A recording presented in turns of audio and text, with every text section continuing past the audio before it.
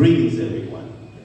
My name is Kevin Sipp. I am the exhibitions manager for the City of Atlanta's Mayor's Office of Cultural Affairs. And on behalf of Mayor Andre Dickens and my executive director, Adrian B. Jefferson, welcome to Gallery 72. We are here for a phenomenal artist talk featuring the phenomenal Glenn Fluker, whose exhibition is on display right now. The exhibition is his dope materials. And we will not only speak about him as an artist, but him as a multidisciplinary artist, curator, writer, director of a wonderful space at Emory, and programming there as well. We will just speak a little bit about, in a conversational style, about all that you do and how it feeds into your work, but also how it inspires you beyond your work and vice versa. So I want to say thank you all who are here for being here. Like I say, very small crowd, but it will not diminish the conversation that we're going to have. So with that in mind, I always like the artists to introduce themselves because I always will mess it up. So let everyone know who you are and what you do. Well, thank you for doing this. Thank you for having the conversation, and thank you all for coming. This is really exciting for me. I've been doing my artwork kind of on the side for quite a long time, and so I very rarely show it, but this was an opportunity to do that, and so I'm grateful for it. But yeah, like I said, I'm Kevin Fluker. I'm an artist, a writer, scholar. I kind of just get in where I fit in, and this is representative of all of that. And so hopefully that was clear when we went through these. And thank you. And first of all, we must mention, how many times have you had an exhibition of your works in the past? Have you been in group shows, solo shows before? And what were they like? Let's just give a little background on your art production.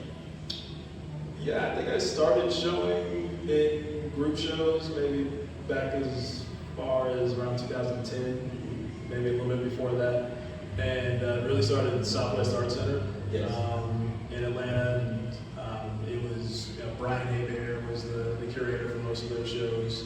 And it was just something I was just doing on the side. I just really like folding origami, I like sketching portraits, and I have characters in my head that I put down from time to time. But that is where I started doing it. It would just be like maybe once every year I'd put a piece in to a show. And then I stopped because I went to go and get a PhD and then go and get a job. That will take up time. So it was challenging to keep up the art practice at the same time. But honestly, I kind of got back into it around COVID, and I had more time, and I was inspired to not just create work, which is what I was doing, but I was just sort of leaving it in the basement. And that's where I'm allowed to put my work in the house. The city has all my work in the basement, which is completely fine. I understand. But yeah, then one day my son Zane, he came down and he was like, "You curate other people's shows, right?" And I was like, "Yeah, I curate a lot of people's shows." And he was like, "Well, when are you gonna put your stuff out?"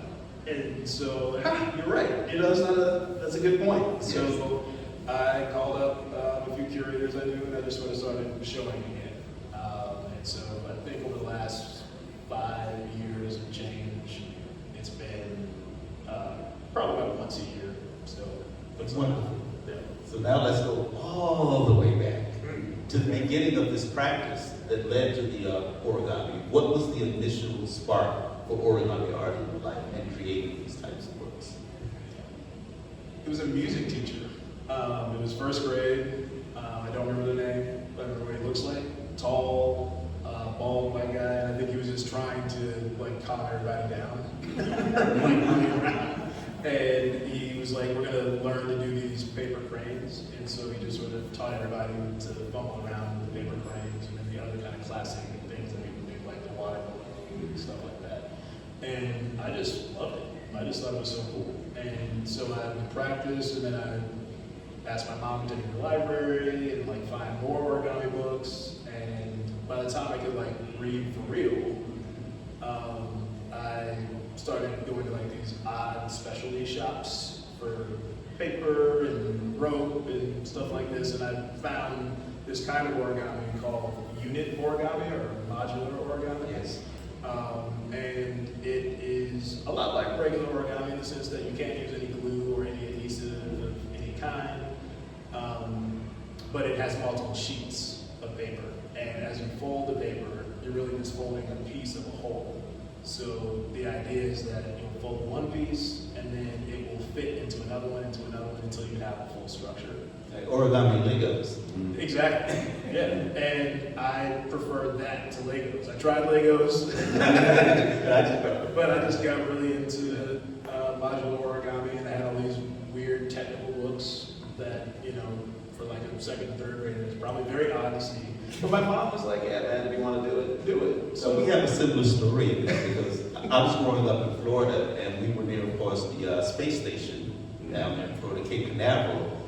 And while I was in elementary school, one of my teachers got me into origami. I didn't stick with it, but it was a direct result of her visiting some of the scientists in Cape Canaveral who were actually trying to create origami structures for spacecrafts.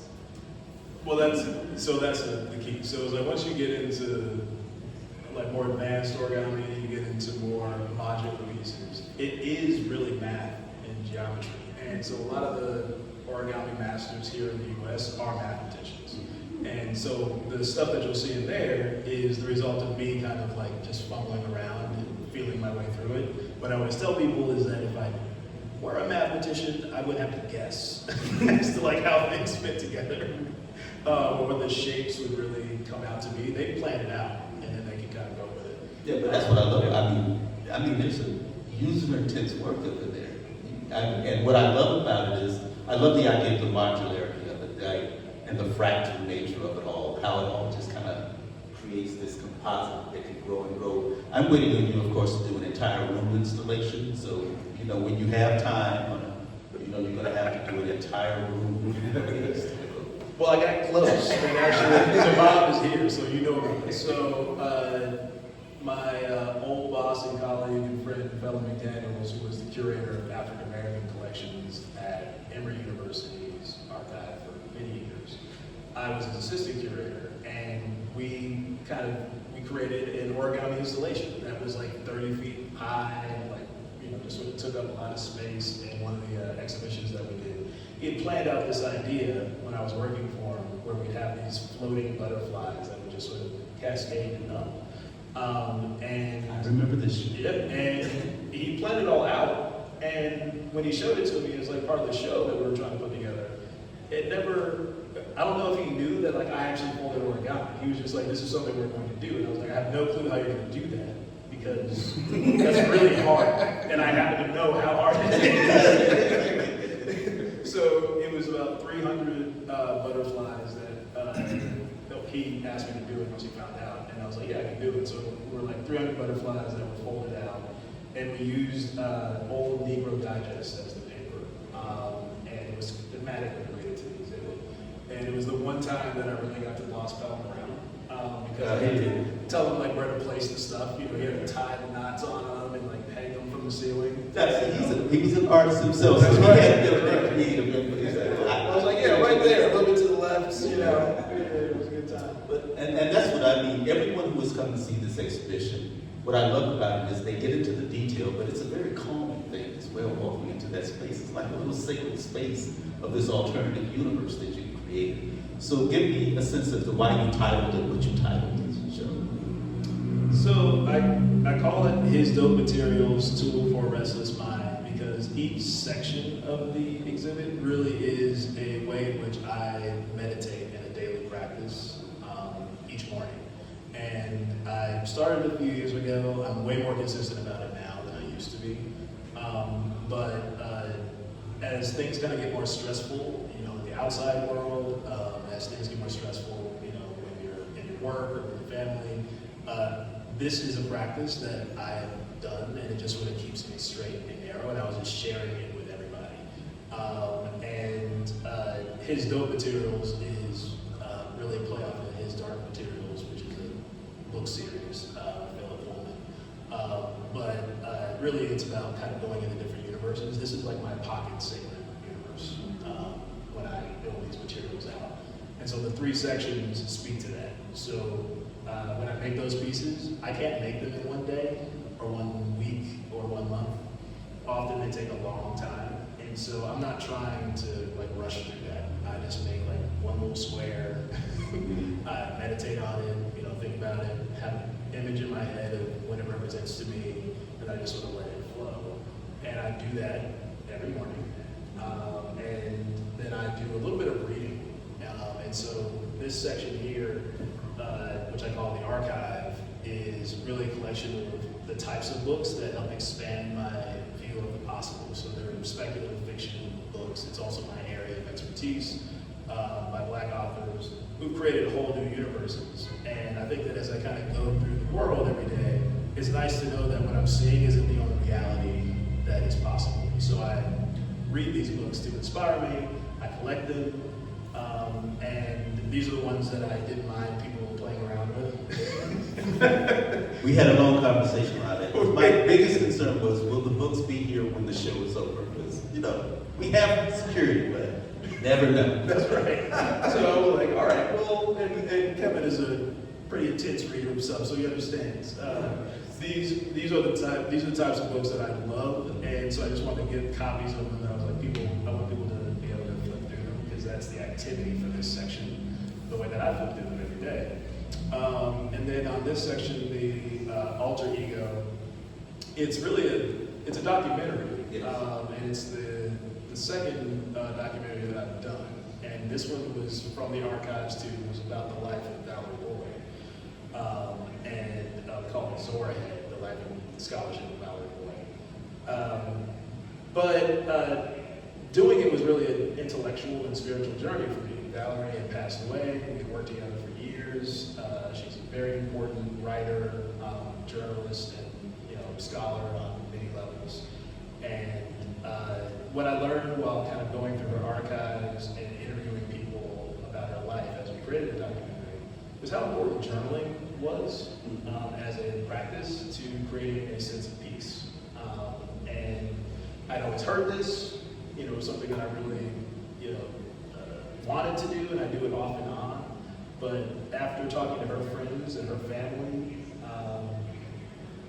I was just like, I think this is something that I want to actually do. And so I started doing that a little bit every day as well.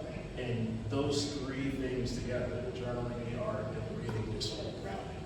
And that's what's beautiful about it, because those pieces they're like art journals themselves. Like you're talking about this meditative practice that brings you this peace and calmness, but also writing your thoughts down and having something concretely that you can refer back to before the memory's lost or it disappears from you. And how much creativity grows out of those things that you can go back and reclaim. And Valerie, like I said, was just such a phenomenal person. She was one of the first people I met here in Atlanta outside of art school. Back in the mid-90s, she started a magazine called Big Rock Magazine. That's right. And at the time, me and my friend Radcliffe Bailey and her creative director was a gentleman by the name of Boston Builder. We were all working on that magazine with her. One of the highlights of my life was illustrating the Sun Ra article in the Rock. And then she was just such a genuine human being and such a phenomenal writer. I mean, one of the, I think, most important writers of our time. Not for herself, but she was writing in service of the ancestors and those who were living who walked before her. And I highly recommend anyone who doesn't have her books go and buy her books. It's not just her writing about Zora Neale Hurston, her writing about Alice Walker, but her writing about our lives in general through these women. Very important. No, and she was, very generous with her time and her ideas. I think there's so much. Okay. We got somebody at the door.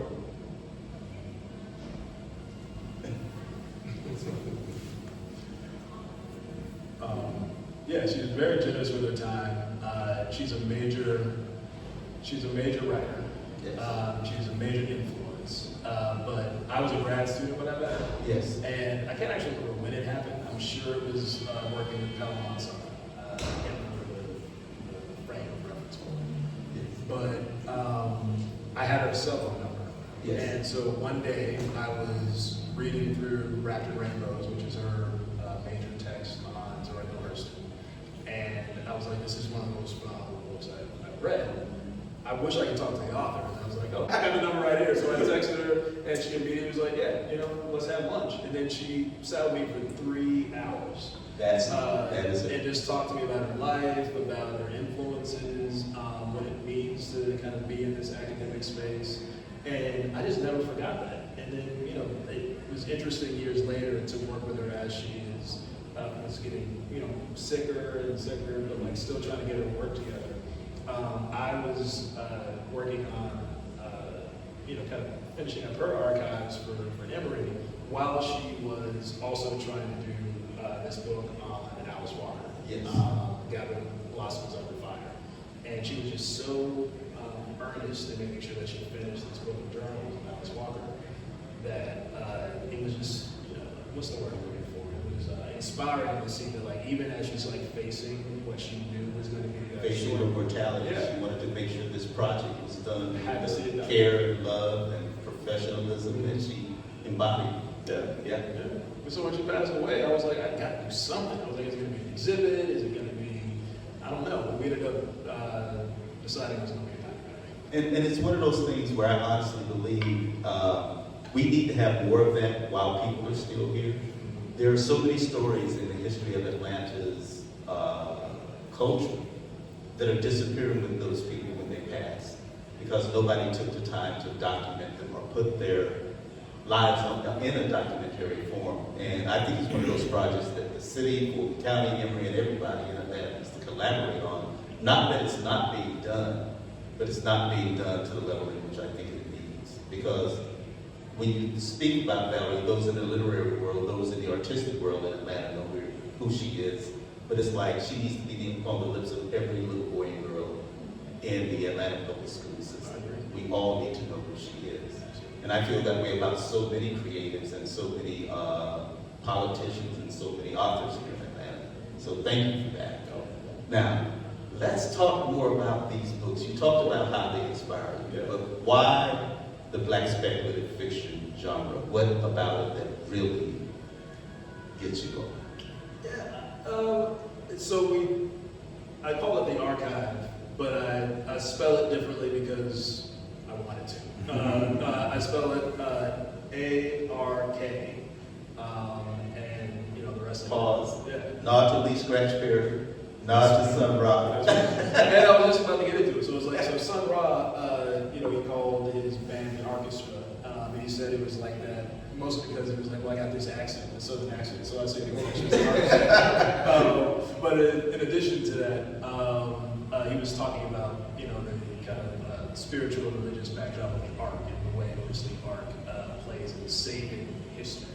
But for me, the orchestra is like really specific. It's about a person, Henry Dumas, and he wrote a book, group of short stories called Arc of Bones, and it's a short story specific where there's an arc that shows up, and on this arc, the main character is this young boy goes into the arc and he sees these people just caring for the bones of the deceased. And I interpret this scene as really this is a place where the caring of Black souls or Black possibility is just being preserved. Yes. And for me, I was like, Black possibilities, Black worlds. The arc, my archive is exactly that. It's like, this is just every Black dream that you can imagine. I'm just trying to get my hands on it and collect it. That's the way I was for the archives. I was like, I'm doing this for an institution, but I'm also doing it for myself. And so this is representative of some of those books. And they vary. Some of them were famous authors, like Octavia Butler and Samuel R. Delany, and these people are very known for Afrofuturism and things like that now. But then there's also people that, unless you're in Atlanta or you're just like really into this, you wouldn't know. So there's Zigzag Claiborne, or there's Milton Davis. There's like this independent scene of folk who are just publishing exactly what they want. Exactly. Without a publisher or an editor telling them. Yeah, without some major publisher saying this is what you must do. Yeah. And that's that creative economy again, and how important that independent creative economy is. But it inspires the art. So for me, I do that, and that kind of just opens my mind.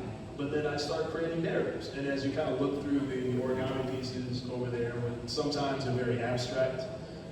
Sometimes they're not. They're telling like a specific story that's in my head, and I'm trying to work out an idea, usually about something to do with my past, and I'm trying to remember certain moments, and those pieces help me do that. Now speak to me about that one piece, the ISIS piece. Is it Finding ISIS? Yeah. Talk to me about that. Finding ISIS. So that piece is interesting. So there's kind of, it's part of a series I call Remembering the Whole. And I was always inspired by the story of Isis and Osiris, where Osiris is killed and his body parts are split up everywhere, and then Isis has to put him back together. That's the story, making whole. And that's what the origami is like to me. It's like there's maybe 300 different pieces in that one giant piece. And so I'm kind of piecing together this idea, this concept. I started doing this really in like a literal sense. And so there's two pieces in there that you'll see about this. One is black and white, it's all gray, just pencil drawings. They're actual portraits of experiences I had in Ecuador back in 2006, 2007. I lived there for a while. It was part of a study abroad program, and it was just a formative experience. But I didn't want to forget it. So years later, I took all the images that I had of it, and I started drawing the ones that are the most important ones, and others that I didn't have pictures of. I just made them up, and I was like, here we go. And I pieced it together, and that was my first origami piece of this kind. Journaling. Yes, journaling.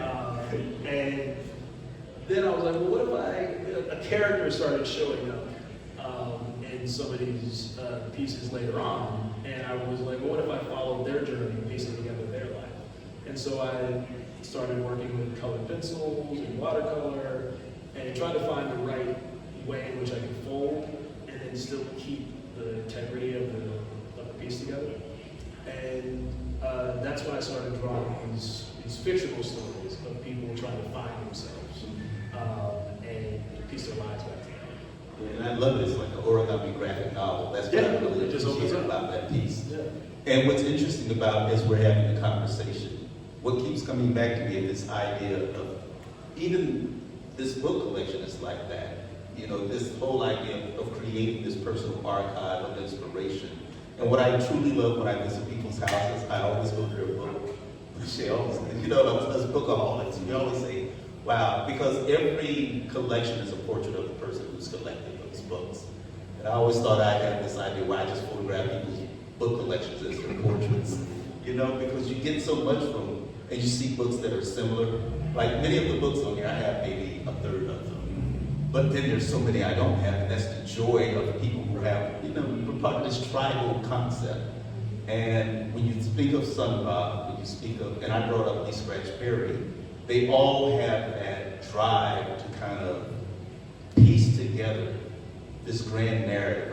It makes me think of Ishmael Reed's book, Mumbo Jumbo. Mm-hmm. That's one of those classic books where so much of the book is about this pulling together of this grand archive of the African diaspora, be it literature, be it art, be it artifacts, and how they all play together. So when I came in here, that's what it reminded me of, the piecing together of us in the diaspora, and how we have expanded beyond just piecing ourselves together from the past, but how do we envision ourselves in the future. So I love the way these two sides complement each other. And what's next is the question. To be honest with you, I'm not sure yet. I know that in that section, which I call the Remembering Box, I'm playing with one of those artifacts from Toni Morrison. So she has this concept of remembering in her book Beloved, where the main character, when they come across certain settings, they're like transported back to this moment. And it's usually a place of trauma in Beloved, but it's so real that it's called remembering. It's not just like something that happened to me that we just have a sense of. It's kind of like in it. So I was like, what if I took that and it wasn't like triggered by trauma, but rather it was something that took me back to places that just were beautiful experiences I've had. And so again, when I do this meditative stuff, I'd certainly in my journaling like reflect on the traumatic experiences I've had, but I also try to reflect on the things that just make me who I am, that make me happy, that bring me joy. And so each one of those boxes in there, each one of those memory boxes represent a date in time that brought me joy. So whether it's the birth of my daughter, or whether it's the semen I would marry, or the first time I saw The Matrix in Chicago. It's like it's all there represented somehow, and the memory box does that for me. And it just got more and more abstract the more I got through it. And like I said, it started literal, and then suddenly there's like these symbols. And I think that if I'm gonna think about the future, I kind of want those symbols to have some internal logic for me.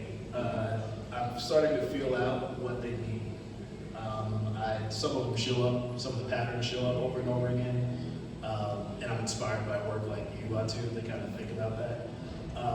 But these patterns, I'm like, why do I keep doing that over and over again? So I'd like to kind of, at least for me, understand that language more and really go with it. I can see a room just like kind of splattered with it all.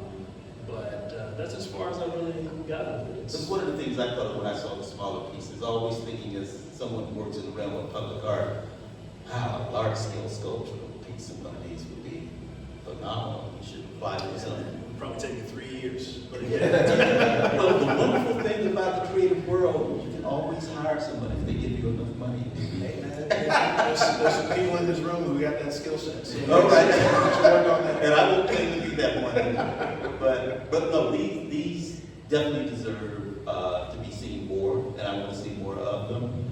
And yeah, we can talk about doing another installation size piece, but we of course have to find the money for it. Oh, yeah. But I won't make promises, but I'll ask of others. Or do you have any exhibitions coming up soon? Or as you say, once a year you have the time? Well, once a year is like the way it works currently, because art is not my full-time thing. It's something I do in the morning for myself.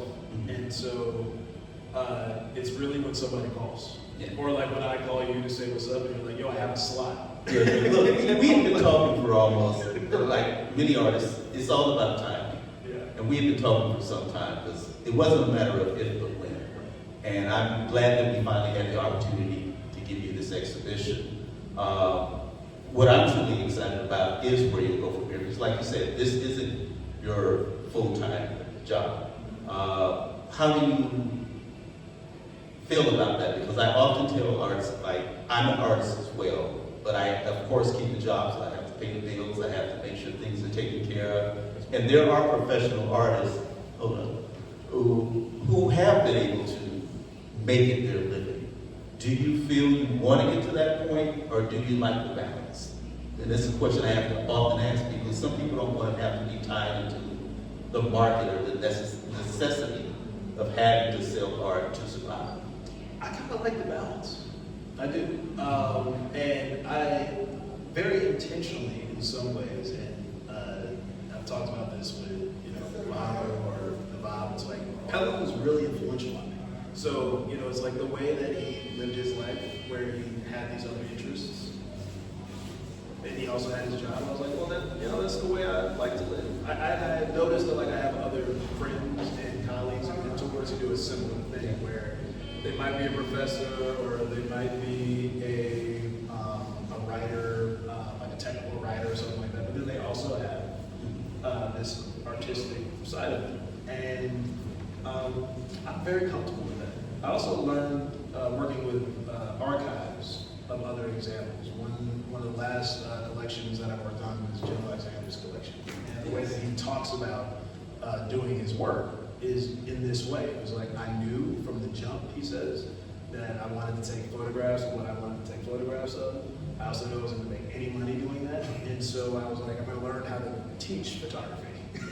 And so he was like, I'm going to teach photography, and I'm going to take the shots of what I want. Yeah. And I don't think that's the only model. No, it's not the only model. It's just, yeah. But it's one that really appeals to me because, from the title, I have a restless mind. have like so many things that I want to do, and I can't like just settle. And so like to make sure that I just set aside time to do it, and make sure I'm doing it the way that I want to, is really enough for me. But I have been inspired, I will say this, by doing this. You mentioned, I think you mentioned before, it was one of the fielders.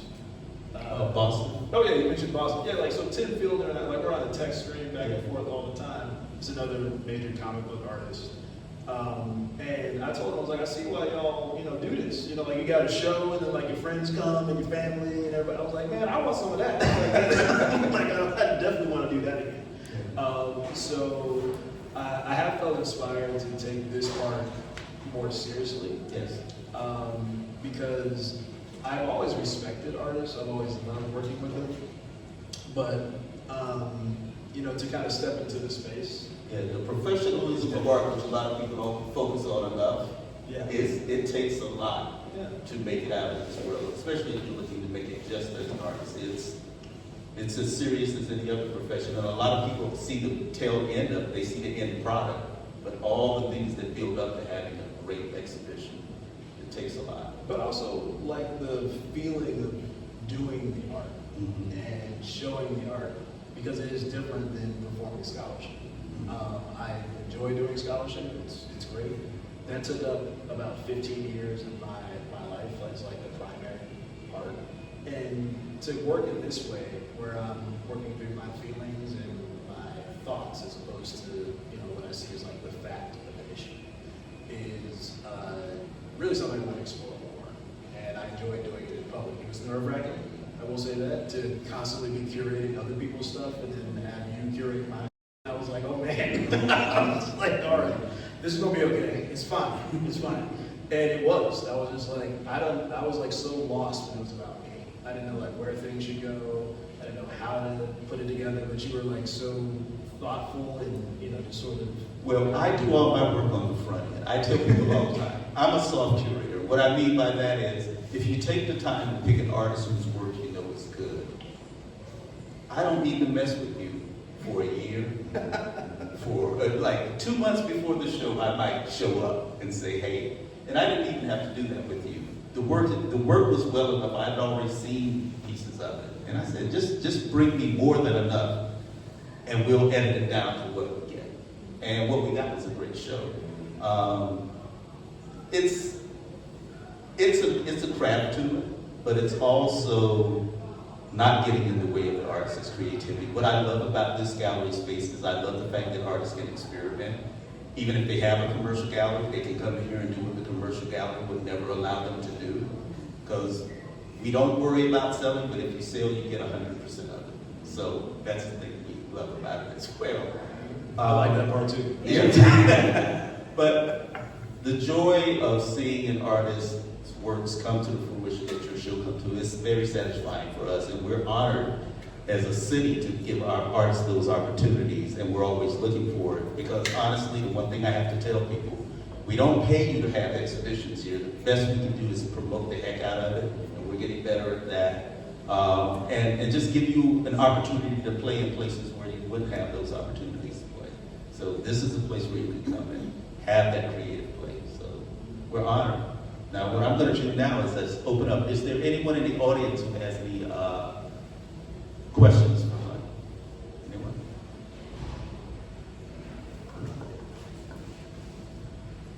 Thanks for the exciting exhibition. My question is about the character with the beard in the two-dimensional works. Can you talk about that, please? Yeah.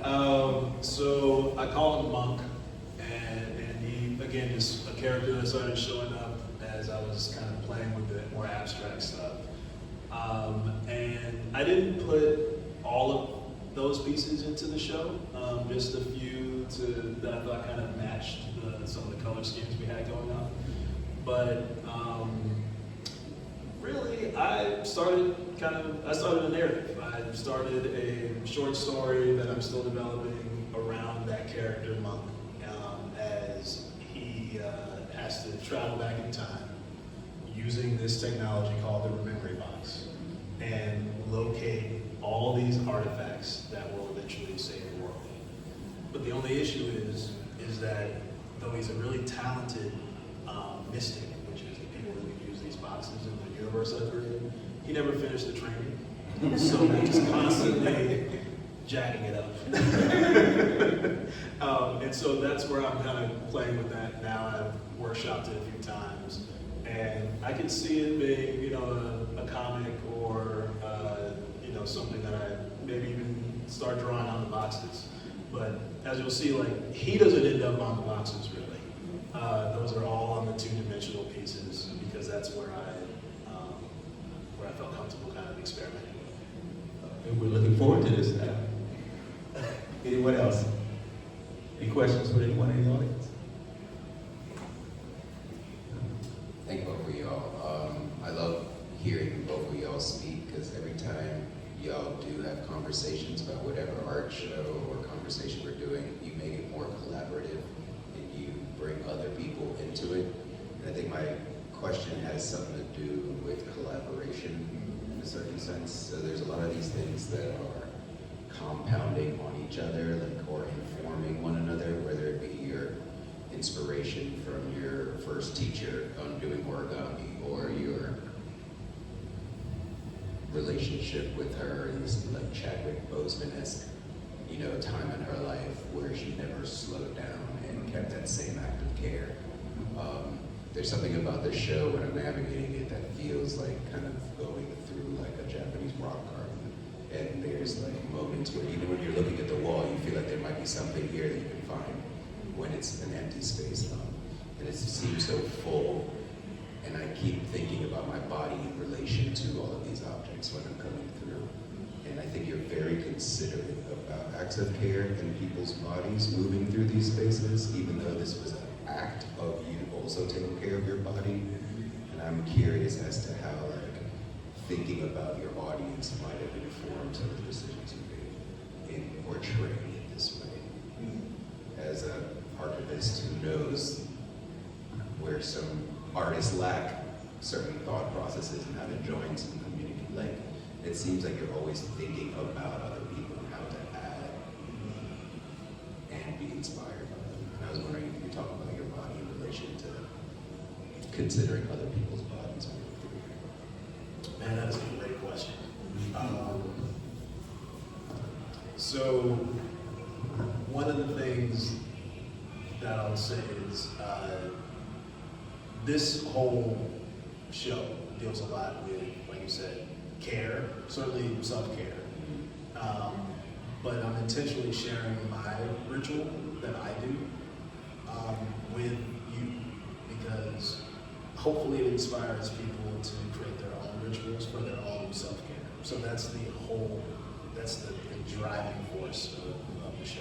So I'll say that. It's also archival, and for me, archives don't represent old papers and old sheets of documents and things like that. It's more about relationships and holding those relationships dear for long periods of time. What I mean by that is when you're a curator, when you're working with people's lives and trying to preserve those lives, which is what that documentary is about, you're reaching people often at times in their life that are the toughest. So someone has passed away, or someone is nearing that stage, and you're dealing with a daughter or a son or a cousin or someone close to you. And that is a relationship as you work to maintain that archive. That to me begins to be not a job, but really a service to another person and helping them get through that stage of their life. And so me including this documentary is really intentional about that, because what I also learned was while I was trying to serve somebody else in this process and preserve a legacy, it also affected me. And I think that it is a bi-directional, it's symbiotic. It's this relationship that we're sharing in that moment. And so it's not just that I'm giving, I'm also receiving something from that experience. And so, yeah, I think that the kind of peacefulness of going through that section is certainly intentional, like a Japanese rock art. I'd say that Kevin is very responsible for making sure that that showed up correctly. But that is it. It's not just stale paper or stale art. They represent relationships with people. And so this whole thing to me is about the relationship with money. But I hadn't framed it the way that you asked that question, and so I thank you for that. No, but that's powerful, and I'll just add a little bit to that. You know, some shows you put together with a special care. Every exhibition I do so, but some shows, because honestly, I tell Clint all the time, we belong to a particular tribe. Bahamas is a part of that tribe. You're a part of that tribe. And what I mean by that is there's a certain ancestral push that we want to hold on to. But there also is an ancestral dream that we want to move forward.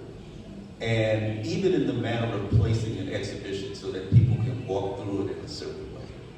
As Clint will tell you, he dropped off the books, he dropped off the work, and said, just do your thing. And it took me 2 days to look at the negative space of how every piece would look in that room, how every piece would look on the shelf, what pieces I would put in what place, because that's the curatorial process. But if you really care, you're not just thinking about it just for, you know, how somebody's going to move through it. Is it wheelchair accessible? All those things you think about, but you also think how it's going to resonate. I tell people all the time, a DJ used to be somebody who spun other people's records on the radio, just like a curator was someone who just puts people's artwork on a wall. Somewhere along the way, the DJ and the curator became artists themselves. They were always that, selectors, as they say in the Jamaican sound culture. But it's a particular way in which you select that you know will resonate with people in a certain way. You want that response, you want that dialogue, you want people to walk in there and be impacted in a certain way. Even in the manner in which we laid out these shelves. I could have done it this way or this way, but I did it in a way because I wanted a pyramid down and a pyramid up. You know, just those little subtle things. And who I put at the top in the middle was just as important, and who I knew was the foundation. All those things that could be haphazard in most people's hands become very intentional. Every placement, every layout, every note as a composition. It's all about composition, whether it's in music, whether it's in curation, whether it's in art, whether it's in life. Everything is about composition, where you draw the line. And that's why I had so much fun with this exhibition. And especially since it was also multidisciplinary, which we all are in all our ways. We might not consider ourselves to be artists, but if I delve in anyone sitting in this room long enough, I will find the artistic spark that they don't think is artistic, but it's very much part of an artistic process.